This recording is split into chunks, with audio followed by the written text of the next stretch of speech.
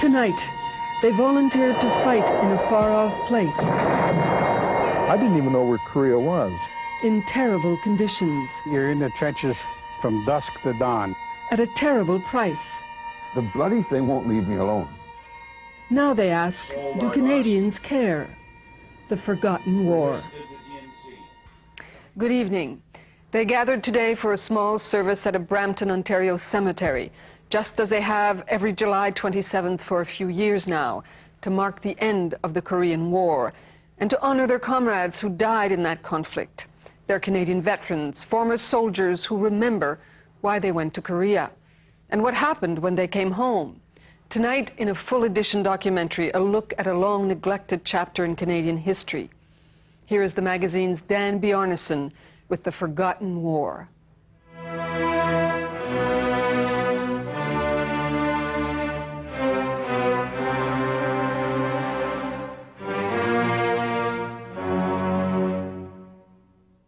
It was the last war in which Canadians died in combat. We've had Canadians lose their lives many places with our peacekeeping efforts throughout the world. But the last combat casualties Canada experienced was in the Korean War. And we should never forget that why we went to war and what we had to sacrifice to achieve so-called victory.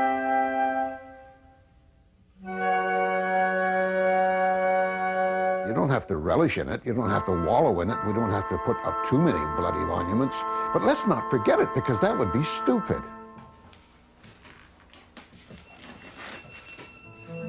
Ted Zuber, sniper, fought in the Korean hills almost 50 years ago. Korea still haunts the mind of Ted Zuber, artist. I can remember some people saying, well, that's not like the Second World War. And I said, tell that to the guy that got wounded or died over there. A bullet couldn't give a goddamn what war it is.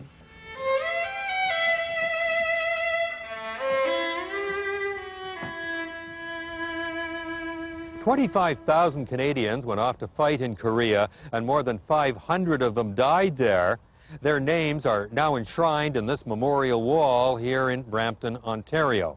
They were part of a UN army that went off to stop North Korea when it invaded South Korea. It was a meat grinder of a war that scarcely anyone remembers today. This memorial was put up by the veterans themselves, and when it was dedicated in 1997, the federal government sent no one to the ceremony. At the time, it was the gravest crisis since World War II. The Korean conflict began at dawn on June 25, 1950, when some 90,000 troops from the communist north, with Russian backing, swept into the south to try to unify the two countries by force of arms. The United Nations Security Council created a special military expeditionary force led by the United States to save the South. Historian David Berkison has just written a study of the war in Korea. I think the Korean War was a very important war because there's no question now. We suspected it at the time, but now that we've had access to Soviet archives, we know that it was a test. It was meant to be a test of Western resolve to defend non-communist territory. The war was launched by North Korea with the blessing of Stalin, and then, of course, with the support of China. If we had let South Korea go, I think the message that would have been sent to Stalin and to world communism, as it was at the time, was that we were not prepared to put it on the line to defend non-communist territory, and that if the communists wanted to grab territory in Korea, or maybe next time in Europe, that it was there for the taking. Canada was in at the creation of the UN's army in Korea. 2 months after the North struck South, Prime Minister Louis Saint-Laurent announced Canada was sending troops to this flashpoint in Asia. It was not technically a war, but a so-called police action. This brigade will be known as the Canadian Army Special Force. The Army wants young men, physically fit, mentally alert, single or married, and particularly just as many veterans of the Second World War as possible. So when war came to Korea, so did Ted Zuber. I had grown up during the Second World War, and you were a man if you were in uniform. The war ended, thank heavily, too soon for me to be a soldier. And when the Korean thing came along 5 years later, I enlisted. The common thread that sewed all those volunteers together who went to Korea was, I guess, a sense of adventure. Author Ted Barris interviewed more than 200 Korean vets. They joined up for the action. There was something out there that they had not experienced and wanted to. Now, why they sought out the adventure really varied. I joined on August the 18th, 1950. I was 18 years old. Jack LaChance of Windsor was afraid he'd missed his war. And I always wanted to be a soldier from the time I was a little kid.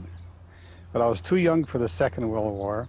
So it was around August the 10th or 11th when the decision came down from Ottawa that they were going to recruit people for the Korean War. And that's when I went in. I didn't know what I wanted to do with my life. I dropped out of my second year in high school just to play hockey, and played junior hockey. Then I traveled to Europe and played. Don Hibbs knew he couldn't play hockey forever. And when I came back, I had to have a job. And I looked and I thought, what have I got to lose? And I can be a hero over there. Pulling hand grenades out with my teeth was my expression. But I joined basically for the adventure, not patriotism. I didn't even know where Korea was. 15 other countries also sent fighting troops, but the fact that Canadian soldiers were all volunteers made them unique. Yet the home front paid them little attention once they marched off to war. I think the military, the government, figured that we've got a bunch of unemployed bums that need a job, so they're joining the Army. We got a bunch of Second World War veterans that are probably rummies that never got over the Second World War that are joining back in for a place to sleep, a home. This is the attitude everybody took on the Army. They weren't the cream of Canadian society. They came from, low-paying jobs, small towns, lower economic scale communities, and some of the people who were in their command, even some of the officers who commanded them, referred to them as riffraff. Meantime, the war had grown more complex and more bloody. Hundreds of thousands of well-trained and well-equipped Chinese troops had intervened to save their North Korean allies. The 1st Canadian Infantry arrived 6 months after the fighting began. Don Hibbs recalls his unit deploying for their first action. We marched, I don't know, a mile, and we came to a clearing where there was an American platoon. They were all dead. Then the colonel made the greatest statement of all. Okay, guys, sit down, have lunch. Get your lunch over with, because we're moving out after lunch. And I thought, lunch? I'm sitting eating lunch, looking around and seeing like 30 or 40 dead men that had been killed the night before. Rigor mortis hadn't even set in. And I thought, this is terrible, and that's when I wrote my mother a letter and said, farewell, I'll never see you again. Canadian soldiers who thought they would be playing at war soon found Korea was a grisly business where you played for keeps. The armies fought over mountains and hills, one after the other, separated by deep valleys and ravines and rice paddies. The goal was to occupy high ground and then make the enemy come up the hill to get at you. The enemy had exactly the same idea. Weather could be a killer. And it was bitter cold in the winter. You couldn't put a fire on. You couldn't have a cigarette in the trenches. You'd just draw artillery fire or sniper fire. The war in Korea was a meat grinder. It was a horrible, dirty, grimy war. These men went through hell. And you have to understand that Korea at the time, as it had been for centuries, was an agrarian nation mostly. And all of the land, virtually from coast to coast, up and down the peninsula, was fertilized by human excrement. So the Canadians dug deeper and deeper into living quarters and fighting trenches and bunkers to protect themselves from the incoming mortars and shells from the Chinese. They dug deeper into the most hostile environment with rats and lice and disease. The war in Korea could kill you with more than the bullets and the bombs. It was in many ways a death trap for so many of the Canadians who went there. At least the enemy was sort of honorable. They shot you and you shot back, sort of thing. whereas you had rats continuously around you. And I actually was awakened with my bunker mate, and I'd eaten a chocolate bar, I guess. We had a Hershey bar every day. And I guess a little bit of the chocolate had been on the side of my mouth or something. Of course, I didn't have a beard then, but in any case, Johnny woke me up with his screaming, and a great bloody rat had been cleaning the side of my mouth. But for most, the risk of certain death was most likely from explosions and gunfire. In a heroic action in the spring of 1951, a cut-off Canadian unit held out on a hill called Cap Yon. Units from other armies on surrounding hills abandoned their positions. The Canadians did not, and it is argued saved the front from collapsing. Don Hibbs was there. I'd say more than 7,000 troops were against us. I'd say there's lots of, we were outnumbered 7 or 10 to 1. The Canadians, who could not now escape, fought on and were supplied by airdrop. I remember the planes, and I remember, you know, I wasn't really thinking at that time, gee, are we out of ammunition? Are we out of food? I knew we were out of food. There's dirt, there's dust, there's people hollering, there's people dying on both sides, you can hear them. It was terrifying, I mean, but also you resolve the fact that you're there, there's no place to go, do the best job you can, and do all the firing and all the fighting you can until you can't do it anymore. We weren't going down without a fight, but we're going to go down, we're not going to go alone. But in the end, they didn't go down. The Chinese finally abandoned the attack, the front held, and Seoul was saved. For their valor, the unit, the Princess Patricia's Canadian Light Infantry, was honored not by their own country, but by the United States. The Patricias received a presidential citation, a decoration rarely awarded to non-American troops. We were the first Canadian troops ever to be honored by an American organization as a battalion. One thing that seemed to come through, in spite of the horrible conditions and the senselessness of the war, was a sense of commitment. I found more of these young men and women who were there felt that because they had made the decision, they'd signed the papers, they'd signed up for their 18 months of duty, felt obliged to do it, and through thick and thin, better or worse, they would do it. And they did. It's amazing. I don't have any information in the research I did that there was, you know, too many absent without leave problems, that there were desertions, that people ran from the front in the face of the enemy. Only a few months after Cap Yon, peace talks began and the nature of the war changed. Fighting went on for another 2 bloody years. But it wasn't about defeating the enemy anymore. It was about holding the line. It was about returning to the status quo, with 2 Koreas divided at the 38th parallel, roughly the border when the war began.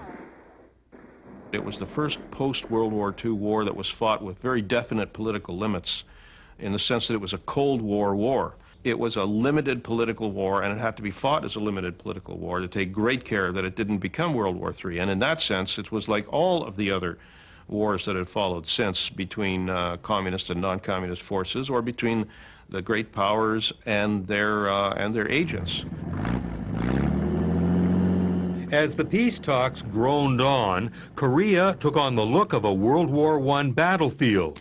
The 2 sides hunkered down in trenches, a war of raids and patrols and constant small battles over and over again for the same neighboring hills. Jack LaChance, who'd been afraid he'd miss out on his war, ended up in the middle of it. And you're in the trenches from dusk to dawn, like the whole year, dusk to dawn. You're on the reverse slopes in the daytime, and you're on the forward positions in the nights. And you can't see your hand in front of you. It's just like being in space. And all of a sudden you can hear the mumbling, the rumblings down in the valleys, and then the mortars would start fluffing up and dropping in, and then before you knew it, you had guys almost on your barbed wire. And I think that's probably the most, the scariest time of a young soldier's life, is in anticipating to see somebody. Our soldiers were sent to war with obsolete weapons, and they were outgunned. Canadian World War II rifles needed to be recocked after each round.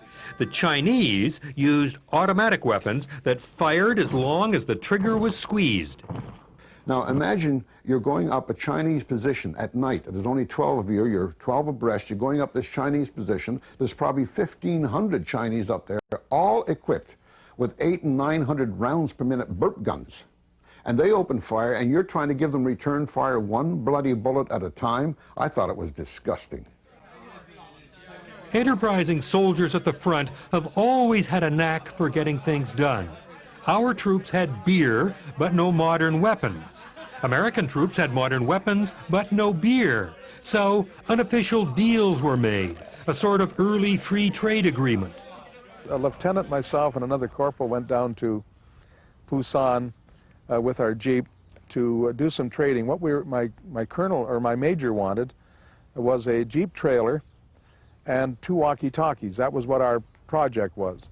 So we went downtown to Busan, and I had to look around. I found the American GHQ, General Headquarters, and I went in. I said to the sergeant on duty, he asked me, what have I got to trade? And I got a bottle of rum out of the Jeep, came back, and I said, but I need a trailer. He said, I'll get you one, I'll get you one. So I gave him the bottle. I got the 2 walkie-talkies, the 2 45s, and about 10 minutes later, he comes driving up with a 2.5-ton truck with a 2.5-ton trailer on the back of it and says, there's your trailer. And I said, I can't pull that. I only got a Jeep. He says, oh, take the truck. So I did. Communists and UN delegates met at Panmunjom and signed an armistice, ending hostilities in Korea, which began June. On July 27, 1953, an armistice stopped the shooting. A demilitarized zone separated the 2 Koreas.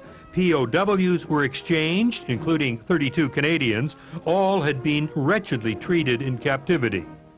The war started with 2 Koreas and ended with 2 Koreas. To many, it seemed as if the war had been for nothing. That's Private Arthur Baker of Montreal. What would the consequences be if NATO or the West hadn't fought in Korea, or if we'd fought and lost? I'll answer the second question first, because there was a time in late December 1950 when it looked very much as if the Chinese were going to win the war and sweep the Americans and the ROC forces and everybody else off the Korean peninsula. And I can tell you that Canada's Minister of National Defense, Canada's External Affairs, wrote a memo to the Cabinet and said this could be the beginning of World War III. And it was the beginning of the largest peacetime mobilization in Canadian history, and you'll find the same response in Washington and London. They were really worried about what was going to happen if the UN lost the Korean War. So the consequence of a loss would have been, I think, catastrophic.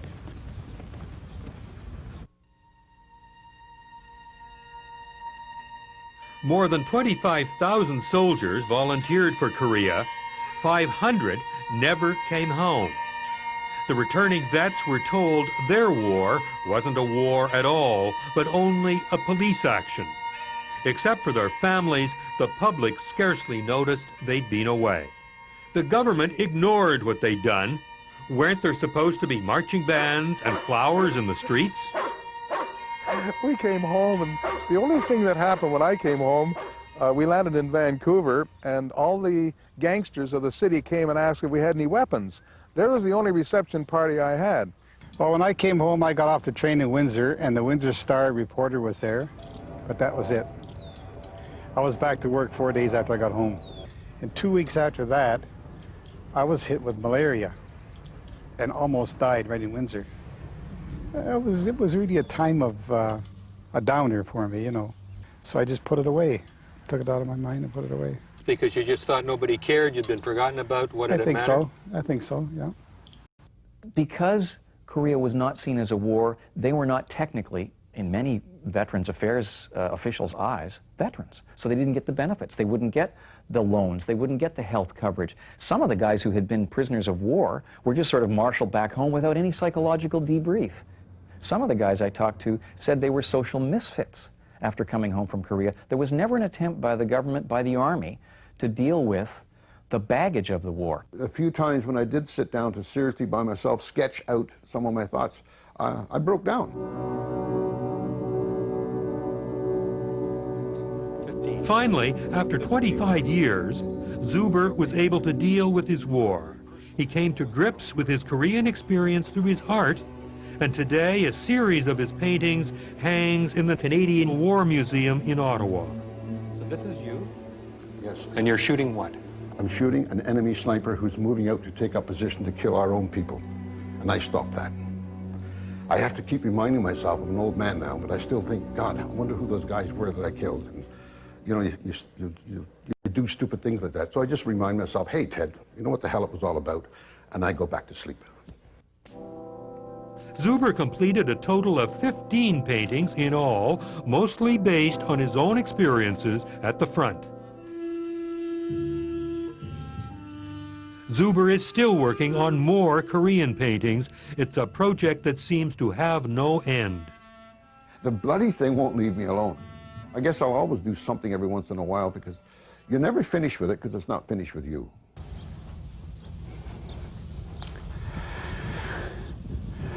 Every time I come in here and start looking at these names, I get a lump in my throat. The war hasn't finished with Jacques Lachance either. Provo, Reed, Riddle, Canadian heroes.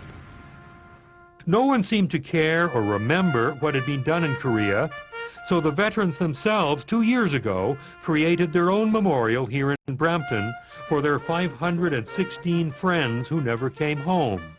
God bless you, Earl. For Jacques Lachance, it was a time to dust off old memories that he'd put away long ago. He wrote a poem that meant so much to his fellow vets that they put it on their memorial. With courage and with vigor, they trained and went to war and shielded us from danger on the South Korean shores. It took 43 years for the Canadian government to issue Korean War veterans a volunteer service medal. And then when we did receive them, we got them in the mail with the flyers. Does that tell you something? We built this is one of the most magnificent memorial walls in Canada. Right here, what we're sitting at today.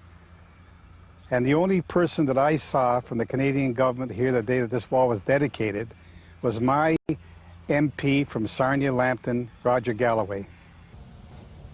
Every once in a while I look at one and I think, geez, I knew that guy. And I know I have done my duty. And I know every one of these guys on the wall have done their duties. God bless you, Pat.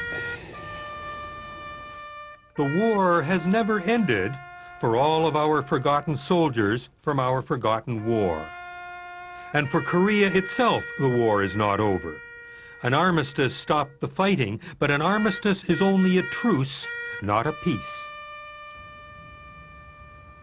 For the magazine, I'm Dan B. Arneson.